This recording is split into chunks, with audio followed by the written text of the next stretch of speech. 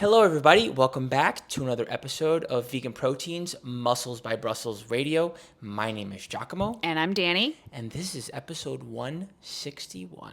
Crazy. 161. Wild. We've been putting out these episodes recording closer to when we put them out, but I'm a little foggy right now on when this episode's coming out. Is it coming out while we're on the cruise? I don't know. It's coming out early in March sometime, so maybe. All that I know is Cool. We're going to put out one of our more controversial episodes and then just like peace out and be on the ocean and not answer anybody. My favorite thing in the world is to say something like triggering or something controversial or something that I know someone's just going to attack me for, and then just watch everyone attack each other and attack me while I just like disappear, just back away being like, ha ha ha ha ha. Yeah. Whereas I think for you, I feel like it's the kind of opposite. You worry about the fact that it's going to happen. Mm-hmm. You regret that you did it, but confidently and bravely do it. And then you find like one or two comments that are triggering you and you research them to the death, and either you respond like crazy or you kind of research like crazy without responding. I kind of feel like that's your thing when... No? I don't think so. That's my perspective. I don't think so. I hesitate. I hold myself back to put out certain topics or certain conversations because I know they're going to rub some people the wrong way. And I'm just coming to realize as I get older, like, I have these opinions for a reason. I formed these opinions for a reason, and a lot of people might not know about them. It's probably in people's best interest for me to put it out, even if some people don't like it. But Look, it's tough, though. The yeah. internet is a cruel place. Exactly. And you can take pretty much anything and just, it can devolve into absolute ridiculousness. And that's just the social media world as it is. So we might as well make light out of it. What you're going to do? I don't know. I am also, between the both of us, with our cutting and our body's core temperature being hard to regulate because we're dieting down and getting leaner and it's cold, I would like to think that I could speak for both of us. Like, I'm ready for it to be warmer. Oh, yes. Very much. I'm actually, so when we go down to Florida, I have a scuba certification that I'm doing there. And I'm actually like scared of how cold the water is going to be. Because it's going to be like 73, 75 degrees outside. That water is going to be cold. I couldn't tell if it was my fear or the fact that I was cold when it was 78 degrees on there. I think it was a combination of the two. But I will tell you this. Once my fear went away, I felt pretty comfortable down there, but just like a little cold at 78 degrees. But in Cozumel, there was no wetsuit or dry suit, whatever you wear down there. Wetsuit. See, how do you not know this? Okay, so he went down to Mexico, and some dude just like took him out on the water and did some stuff with him and was like, "You're certified."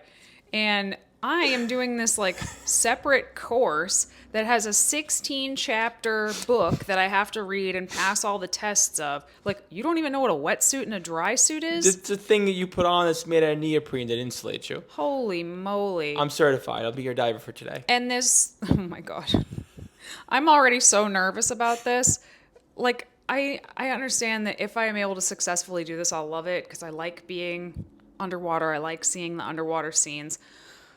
But like, I'm not a gear person. I'm not a tech person. Like, if there's hobbies that require a lot of equipment, it's almost like my brain just shuts down. Even the podcasting and the YouTubing and the recording and all of that, there's a lot of equipment involved in this, and I'm not great at any of it. But you're so much better at learning how to use it than I am and understanding what it's supposed to do as far as audio-visual stuff. And I went to college, and this was one of the classes I had to take as a music major, was like how to do stuff like this. And I still suck at it.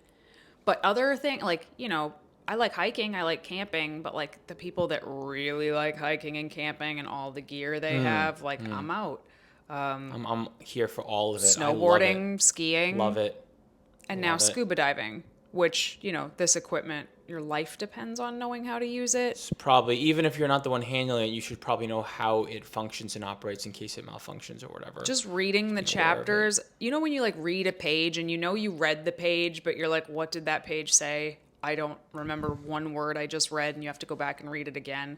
It's like that, but it's like, oh, this is the equipment that keeps you alive. So I'm like pretty nervous about it. But you're with a dive master when you go down, and they keep you well within the safety zone, and they're watching you, and a lot of this is much more regulated than you might think. Are you always with a dive master?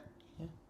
Oh, Okay. Yeah, they keep tabs on where you are constantly, and if they don't, they slow everything down and they like watch you and they ask you if you're okay and they look at you and your stuff and yes. Like legally, do you have to always be with a dive master? I mean, probably not. When I was in Cozumel, some dude in my hostel was like, "Yo, we're just gonna like start walking off the shore with some gear, and you can take some gear with us, and you can just go down. There's some cool sightings down there." And I wasn't certified or nothing, and I wasn't even 100% sure of how to scuba dive yet. But he was more than happy to strap some stuff on me and take me with them. No, that So like, freaks me yeah, I out. mean, in the right kinds of situations and environments, you could learn like that or just roll like that. It's not Anyway. illegal. Anyway, sorry guys. This is not what the podcast No, is it's about. not. But I did mention I'm not a gear person. Yeah. And this podcast is about steroids. Now, we've done a steroid podcast before. I don't even want to say steroids. This is a podcast about performance enhancing drugs, which colloquially most people on the street are just going to call them steroids. But it's like a podcast about the umbrella term of performance enhancing drugs and some interesting kind of conversations that I've seen become much more popular lately, which is the idea that geared bodybuilding, meaning bodybuilding utilizing performance enhancing drugs, might actually be healthier than natural bodybuilding. I'm seeing this pop up in a lot of places, and I think that it's worth talking about before that becomes like, What is talked about too much. yes. So Well, go ahead and you can get us started. This is like, it's a big topic. We're not gonna be able to cover it all No. in one podcast, but like, we got to talk about it. yes, but I want to start off a little light and I want to get a little deeper into this conversation without going straight to the facts and arguing Why are you attacking me? because you have 25 pages worth of ammo. I'm not attacking you. I'm ready to attack with you, I suppose, but I also want to have some fun with this conversation because this is a large part of the culture of a sport that you and I genuinely love. Yeah. So and this is something I know a little bit about, but I want to hear your take on it, and there's probably some I don't know. What was your first exposure to steroids like, and when was it? Can you tell me a little bit about that? So, okay, so just for clarity, for anybody that's a new listener, Jacobo and I both compete in natural bodybuilding. We coach athletes who compete in natural bodybuilding. We specifically do not work with people who are enhanced or geared or using performance enhancing drugs. They're all the same thing. Not out of judgment necessarily, but it's just, that's not our thing. We don't know anything about it. It would be irresponsible to do that. But my first introduction would be like, I don't know, 8th grade health class.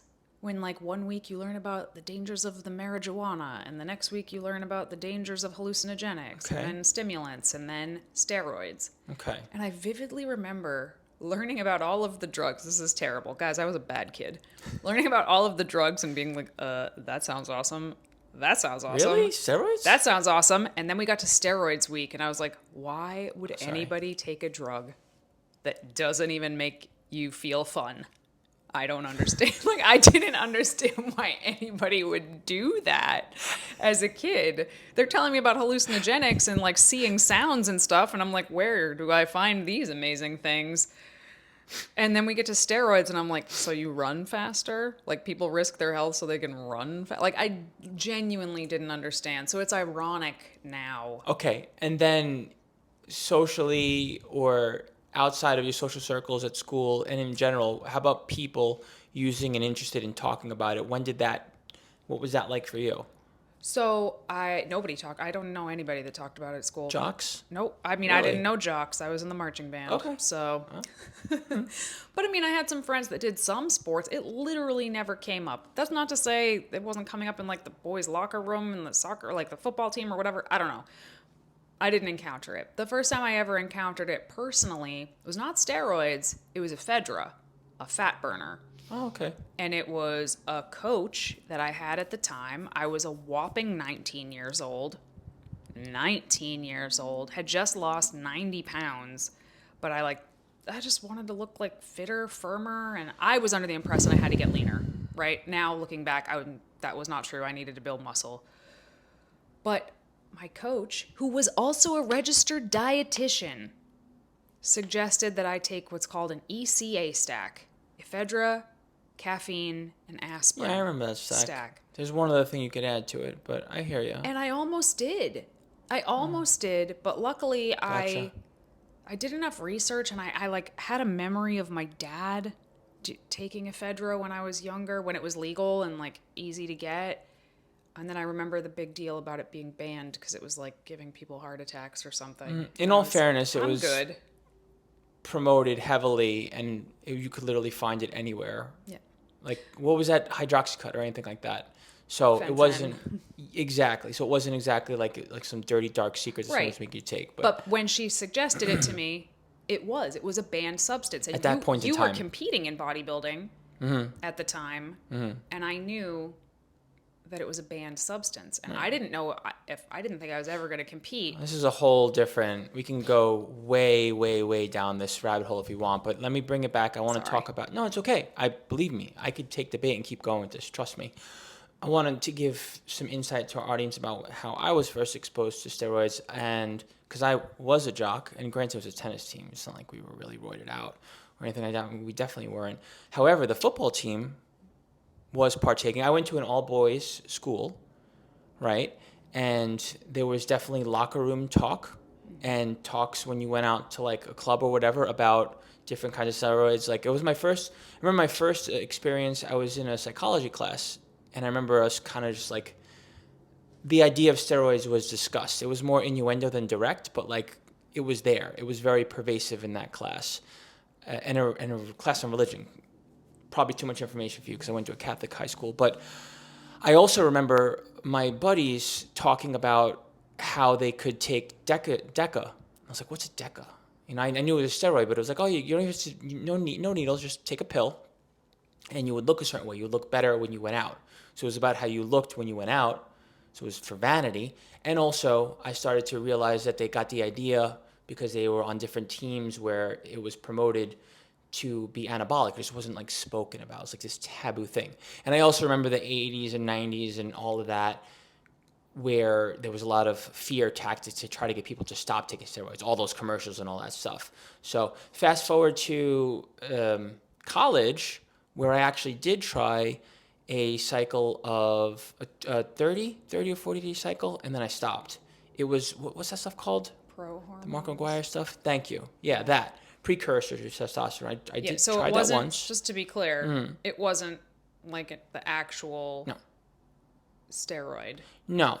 I mean, if anything, you're taxing your body more just to get less of the same end result. You might as well, if you're going to go that route, you might as well just take the steroid or take something, where it's not going to mess with your kidneys as much. That was a logic I want to make back sure then. that I understand. So, Yeah. for example, 5-HTP is a precursor to serotonin.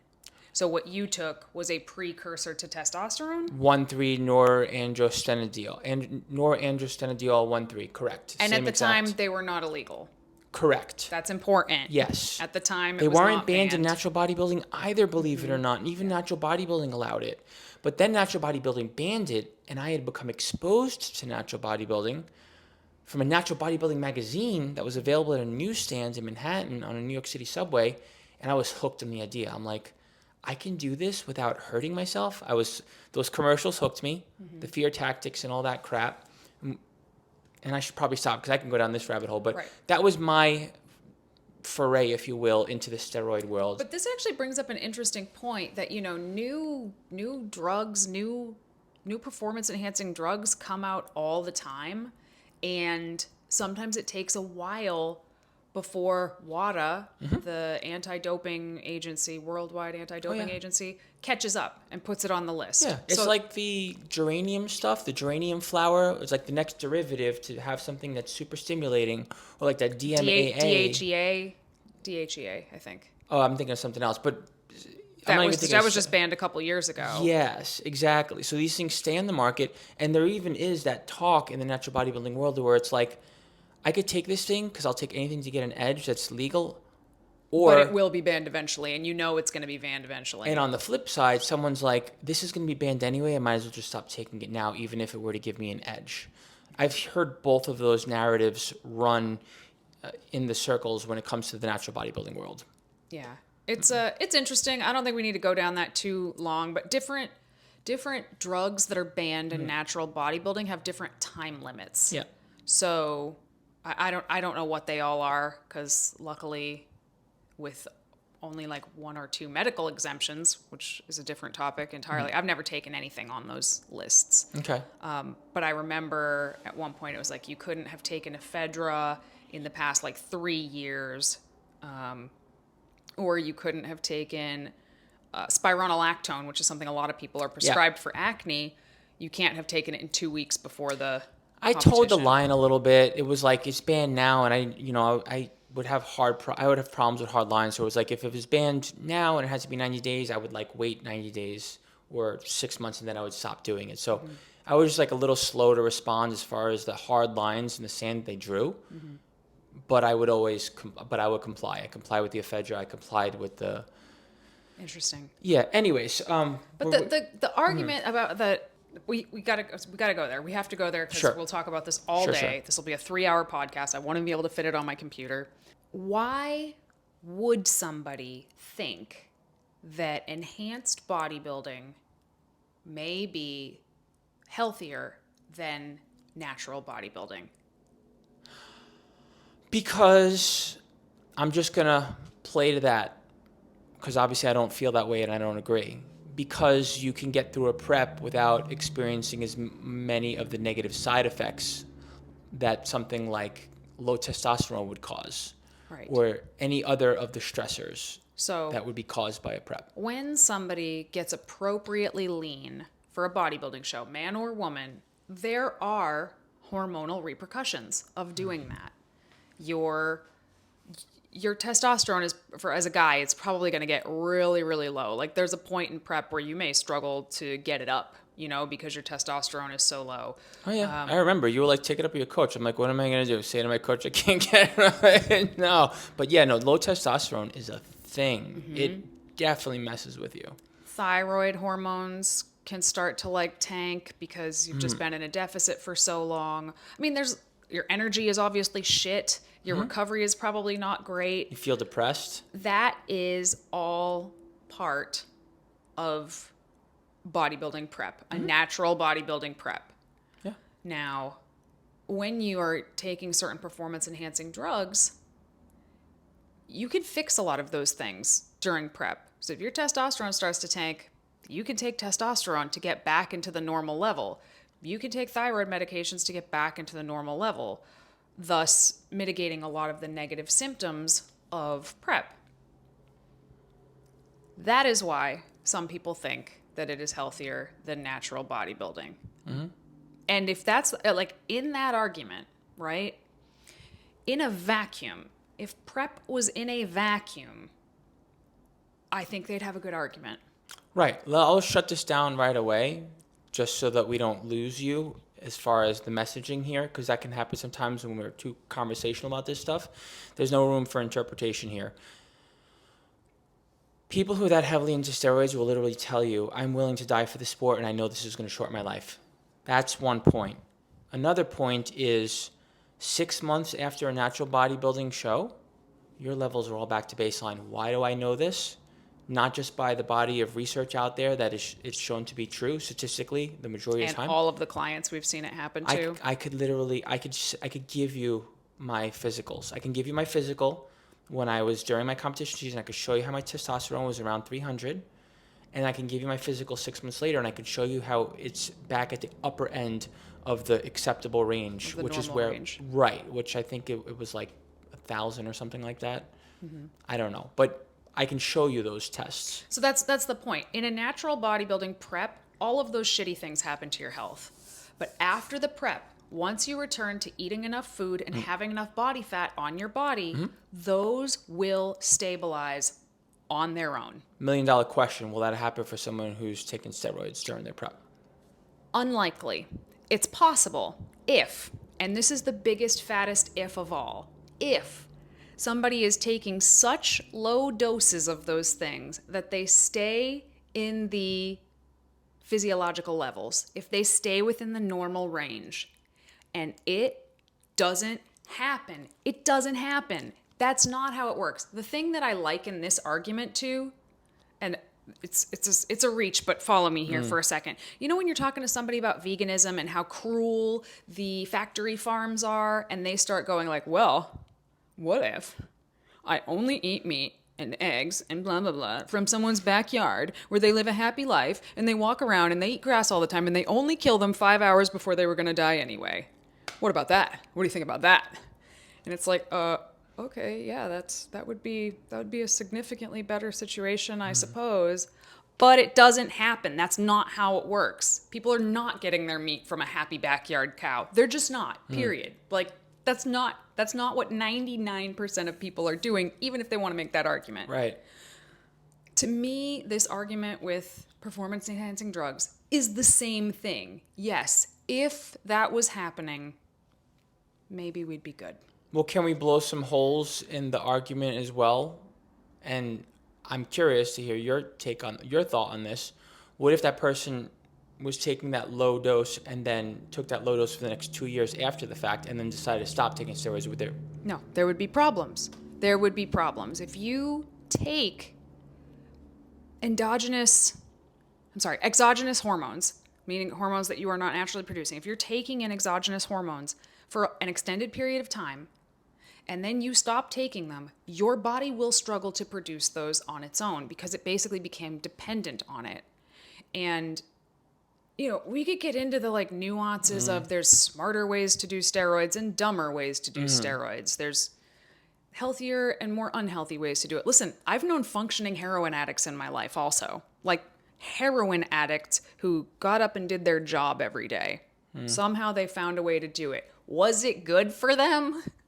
No, but they found a healthier way to do heroin. So, I mean, it's kind of how I feel about it. And the other thing is, if somebody was taking such a low dose to stay in the physiological levels, Don't take it at all? why? Why do it and compete? You can't compete in natural bodybuilding, and you're going to get your ass handed to you in enhanced bodybuilding because nobody else is doing that.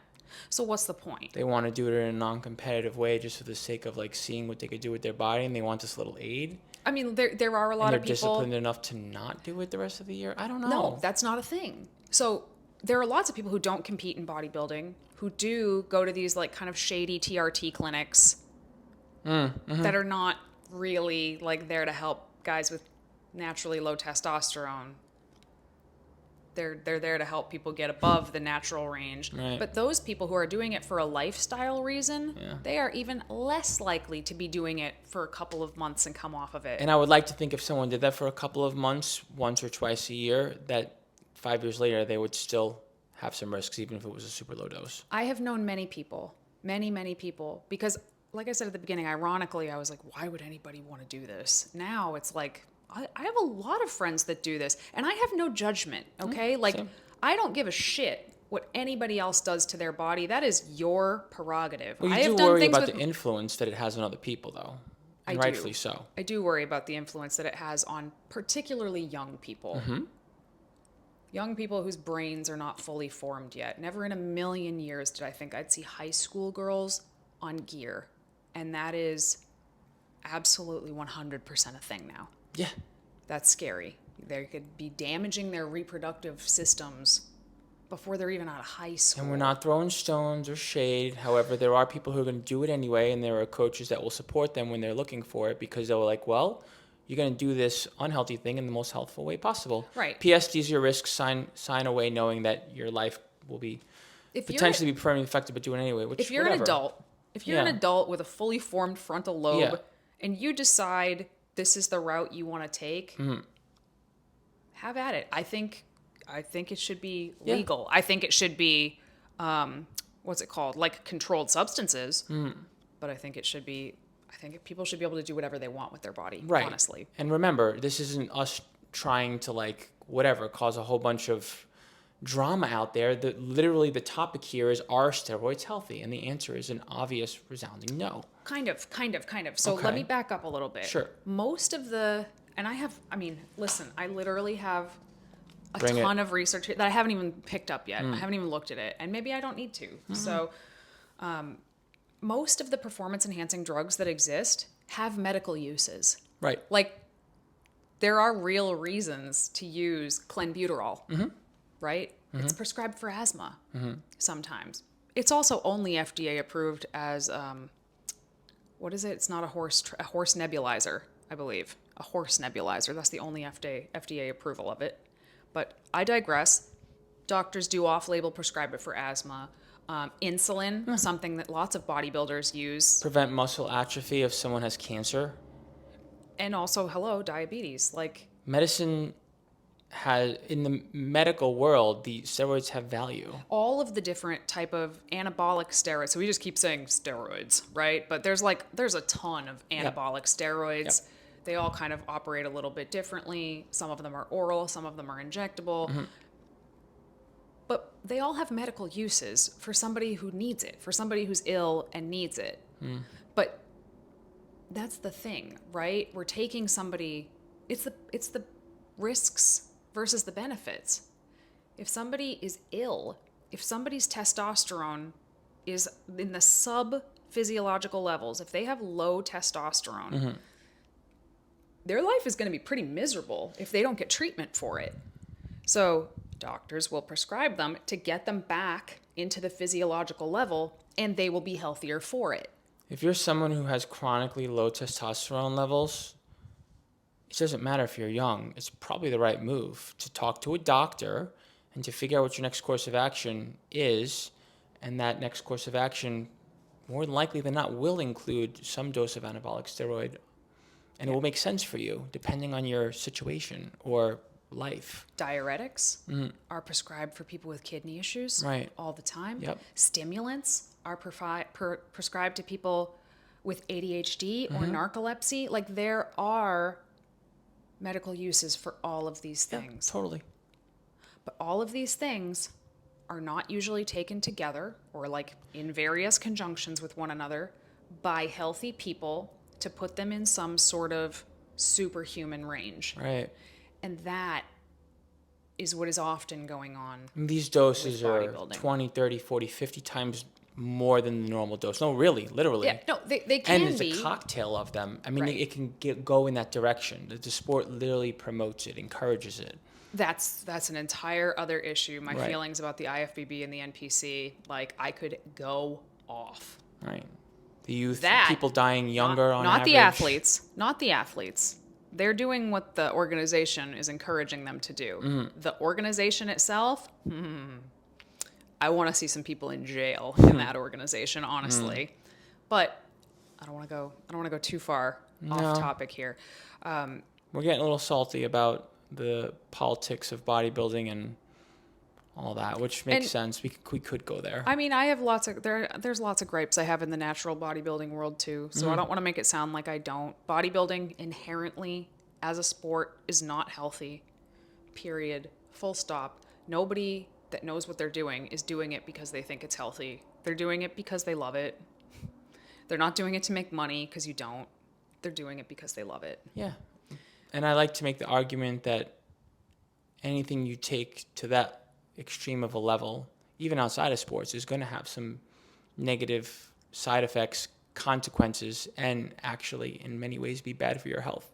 That's just how it goes. And with I don't most think things. I don't think that every coach that works with enhanced athletes or makes suggestions about this or that thing to take, I don't think they're bad. Like, on the one hand, I don't know enough about it to say what is and isn't the responsible or intelligent ways to suggest this stuff. To me, it's almost like a harm reduction situation, which I feel about natural bodybuilding too. Like, oh, you're going to do this competition. You're going to temporarily harm yourself for this competition.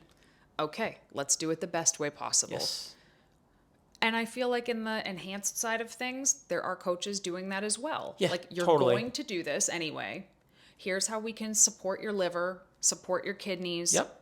et cetera, et cetera. Make sure the dosages are like not going to kill you, even though accidents happen and people drop dead all the time.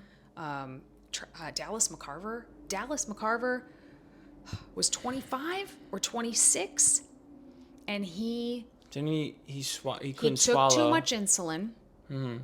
His blood sugar dropped unbelievably quickly.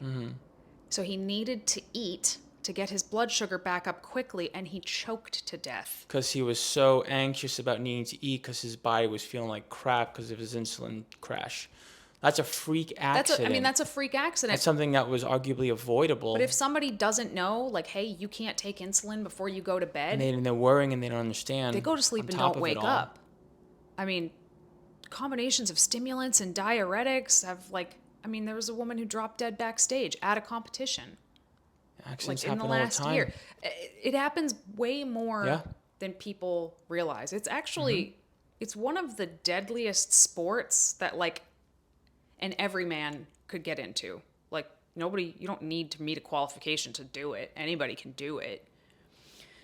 So anyway, it's a lot. And I feel like once you start to go down that path, that saying, if the only tool you have is a hammer, every problem starts to look like a nail, is 100% what happens there. Every problem, every stall you hit in prep, every struggle that your body hits in prep, a lot of it comes down to okay, what new supplements can we add or take away or change in order to get you past this plateau? Whereas in natural bodybuilding, that's not an option. So there's a lot more. You have to have a lot of different strategies. You have to have a lot of different tools. Like there are coaches in the natural bodybuilding world who the only tool they have is cutting calories and adding cardio. That's it. They're not doing diet breaks. They're not doing refeeds. They're not doing deloads. They're not doing certain things to help the body get better. So again, this happens on both sides. I just think it's a little bit more dangerous on one side than the other. Oh yeah, totally, absolutely, in many ways. Yeah. Is there anything else we really want to say about this? Is this kind of it for this episode? I feel like we've pretty much covered most of what I would want to talk about as far as the health of steroids and culture of it and this and that. I don't know. I don't want to see this idea become like the new consensus that it's just healthier. Do you think that will happen? Okay, so we've been talking about this for 15 years. Like publicly, we've been talking about this stuff for 15 years. And I remember 10, 15 years ago being like, my biggest gripe with the folks that used performance enhancing drugs was that they lied about it all the time. And I mean, that still happens all the time where people are not natural, but they say they're natural, or they don't say that they're not natural. And they're like, buy my program, you'll look like me. And they're like leaving out a very important part. And I was pissed about it because I feel like they're selling a lie when they do that. And this does happen all the time. But I remember saying like, God damn it, I wish these people would just be honest. I wish they would just be more transparent about it. Because it creates other problems when people are private about stuff for them and for others.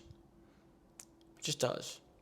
But now people are being more transparent about it. People are being more open about it. And it's different than you thought. it's way different. I thought, naively, I thought people would be like, I use this or I use that. Right. And people would realize that to look like them, like that's a false expectation. Yep. They're not going to be able to look like them because they don't use steroids. Naively, I thought this. Now, it actually turns out more people are going, so I should just use steroids.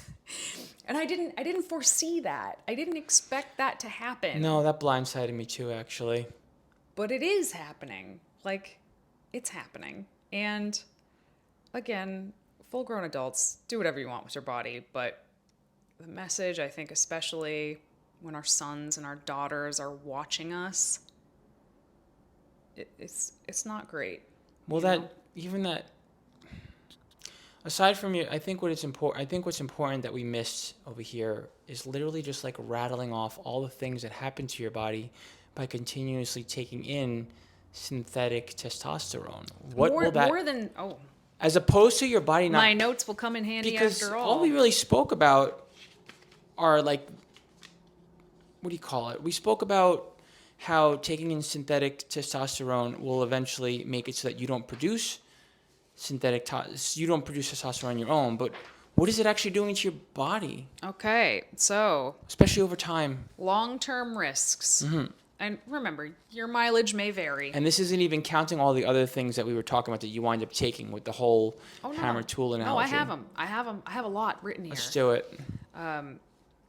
Testosterone taken for long term risks for men. They may see their breasts grow.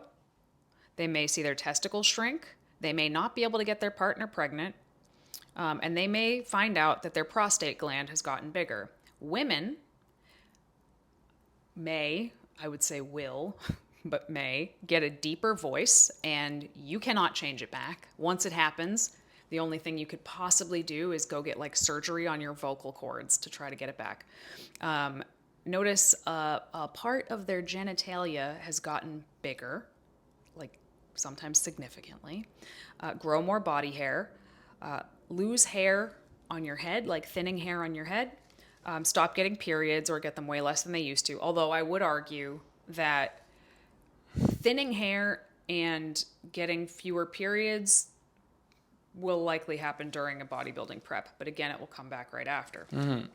Men and women might start to get acne, higher risk of swollen or torn tendons, liver tumors or changes in the liver, higher levels of bad cholesterol, lower levels of good cholesterol, high blood pressure, problems with the heart and blood flow, issues with anger or violence. The research is still out on that. Mental health conditions. We always say hormones control everything, including how you're feeling. Addiction to anabolic steroids, not like physical addiction, although maybe that would be considered physical addiction, but like a psychological addiction to needing bigorexia, basically. Exactly. Risk of HIV or hepatitis if you're using needles, and teens who take anabolic steroids might grow less than usual. There you go. Everything grows, not just your muscles, as they say. Your heart grows, your other organs grow, and when your organs start to get to be manipulated like that, it winds up causing other health problems, and you can't undo it. Yeah. Human growth hormone, which is another thing that is absolutely used, may lead to, and I just really want to emphasize, may lead to. I'm not saying this will happen. I'm saying this does happen to a lot of people, especially with prolonged use. Pain in the joints, muscles that feel weak, a buildup of extra fluid in the body, so fluid retention, diabetes, trouble seeing, carpal tunnel syndrome, trouble controlling blood sugar, diabetes, heart growth called cardiomegaly. Your heart grows. Your heart is a muscle. If you take anabolic steroids, your heart is going to grow. That's not good for you. And high blood pressure. Diuretics, which are often taken leading right up to a competition to help achieve that dry look. So to me, this is one of the scarier things that somebody can mess with, honestly. Diuretics can cause side effects when you take them at any dose, even at doses that healthcare providers suggest. Some of the side effects are losing more fluids than you take in, which is literally what bodybuilders are trying to do.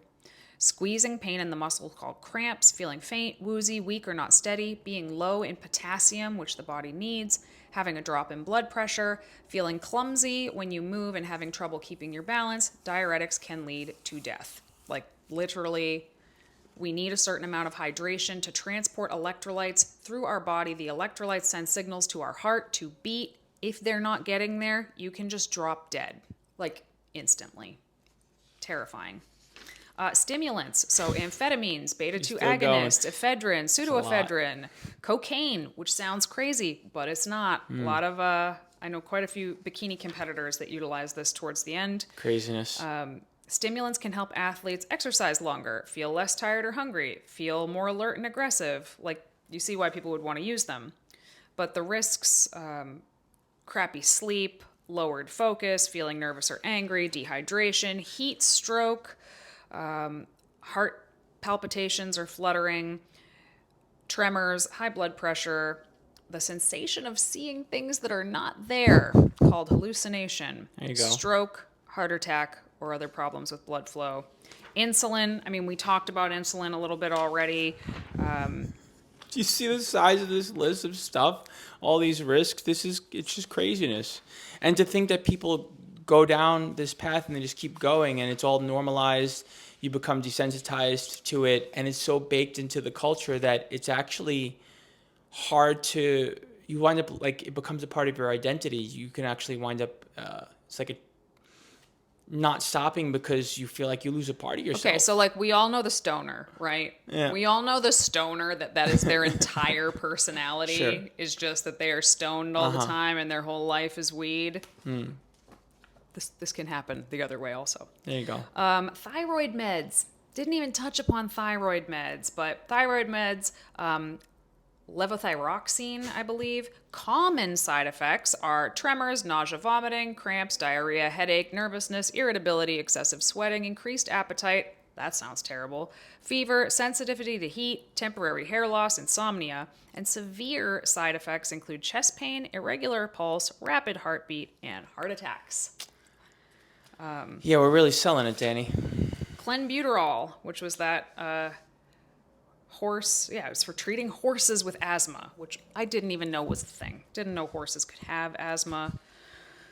But it also speeds up your thermogenesis. It increases your thermogenesis, which is why bodybuilders sometimes use it. Heart palpitations, tremors, heart rate. And you see how like many of the things I'm saying have the same side effects? Now take a bunch of them at once. And my guess is it's not 1 + 1 is 2, but like 1 + 1 is 5. But if we were to just sit here and read out all this stuff to you, people would wind up blowing all kinds of holes in the argument that it was unhealthy, talking about how they use it, Right. different people that are using it in which way. Like that would have done nothing for you. And I'm not arguing with that. Again, Well- I'm telling you, there are people out there that exist that are doing this the best way possible. Yeah. My argument is the best way possible It's is still not still healthy. not good. And compared to natural bodybuilding, there's no comparison whatsoever. It is clearly the more unhealthy of the two by a landslide, not only short term, but especially long term, as in the rest of your life. Mm-hmm. And again, we aren't here to judge, we aren't here to stir the pot, and we respect personal choice. It's But more informed personal choice. right. And then, of course, there is that worry as far as us. It's like we want to make sure that we do our due diligence in the bodybuilding world and in the fitness world to make sure that people don't get lost in these kinds of rabbit holes and think that they could do it safely or that they're influenced by it and they don't know that there's another side. Like, no, this is not healthy. And this is actually, it's a game of chess that you'll lose every time. Put it that way. But I mean, the bottom line is if you want to be healthy, don't compete in bodybuilding, natural or otherwise. Don't do it. And I said don't compete because the off season, the building phases of natural bodybuilding, they're good for you. They're Yeah. healthy. Yeah. You're eating amply, you're eating well, you're lifting weights. There is a lot of risk to learn how to do competitive bodybuilding as a lifestyle, as a career, as something you would do more than once, and even only once, especially because you don't learn anything after the fact if it's a thing that you check off on your bucket list. So comes with a lot of risks. Comes with a lot of some risks. people feel like they're not bodybuilders if they don't compete. I don't believe that. No. If you actively engage in the art of trying to build your body in the gym, you are a bodybuilder. You don't have to step on stage. That's a competitive bodybuilder. Yeah. That's a different thing. Yeah. But you can build muscle, you can lose fat just down to a certain body fat percentage. Most of the time, it's when we drop below a certain body fat percentage that we start to have these negative repercussions. So that's the line you got to toe right there. And it's a little bit different for everybody also. Some people can tolerate being a little bit leaner with no repercussions. Some people can't. That's just There's the a way it very goes. big learning curve when it comes to natural bodybuilding. There's a very big learning curve for you to be able to minimize the health risks and the psychological risks, and the risks in general in terms of like you having the body you want after the fact. There is a big learning curve when it comes to natural bodybuilding, when it comes to minimizing all these risks. Hiring a coach, I could not recommend it enough. This isn't me selling us. It's like, and I don't, let me be nice. You'll want to work with somebody so that you cannot make the same mistakes they did, and that you can learn how to minimize your risks faster. Yes. And you're still going to take some time to be able to, you're going to wind up being on the other side of it. Some of those risks will become reality, and you got to work through those. And then if you wind up doing it long term, you could essentially do this somewhat unhealthy thing with minimal risk, but not without consequence. And it takes some time. So you want to fast track yourself to doing it. You really want to do it, because I don't want to shame this sport, because I love it. And I would encourage people to do it all the time if they genuinely want it. I'd be like, yeah, let's do this thing. I don't know if I would, but I would. but it comes with a set of risks, and to minimize those risks and to fast track yourself to minimizing those risks, you absolutely want to work with someone, do your research, know what you're getting into before the fact. And then obviously weigh out whether or not you want to continue to do it as you realize how it plays out in your life, because it's not the only part of you. I just thought of another major difference between natural bodybuilding and enhanced.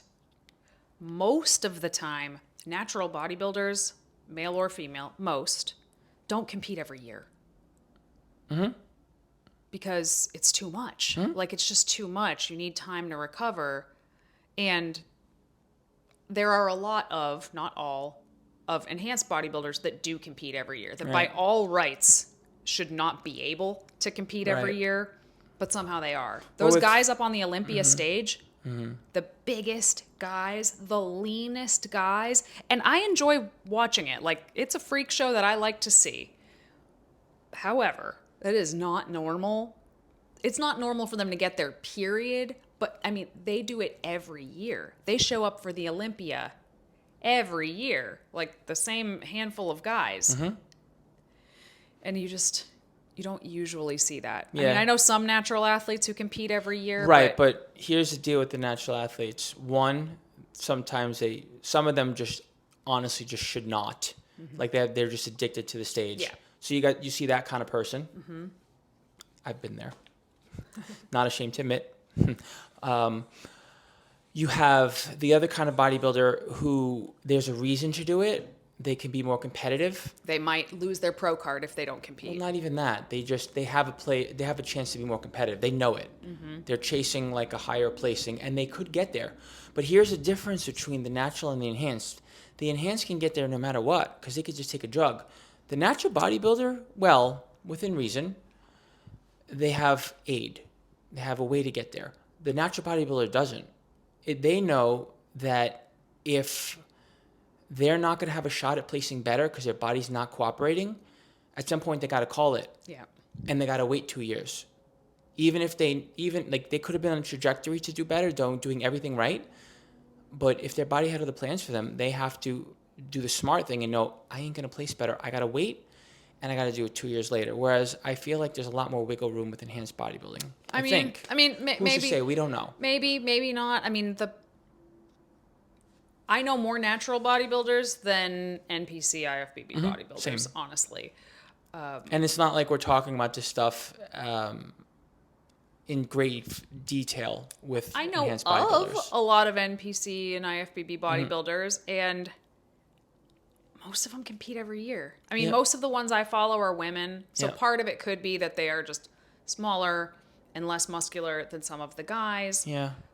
But most of them do compete every year. I mean, some of them are just gunning for that Olympia stage, which I get. Like, you only have, if that's your dream, there's a window of time that you're going to be able to accomplish it. Like, I get it, but it wouldn't even be possible. Ooh, careers do last longer in natural bodybuilding. Careers do last longer in natural bodybuilding. You see enhanced bodybuilders in their 80s, late 70s? No. You do in natural bodybuilding. Yeah. I mean, they're not like outstanding or anything like that, but they're still going. Craziness. And that is like so impressive to me. There's a lot of things about natural bodybuilding I wish that the whole world would just like, the natural bodybuilding world would get their shit together. Because if they did, I think they could be a force. Unfortunately, they're not doing that right now.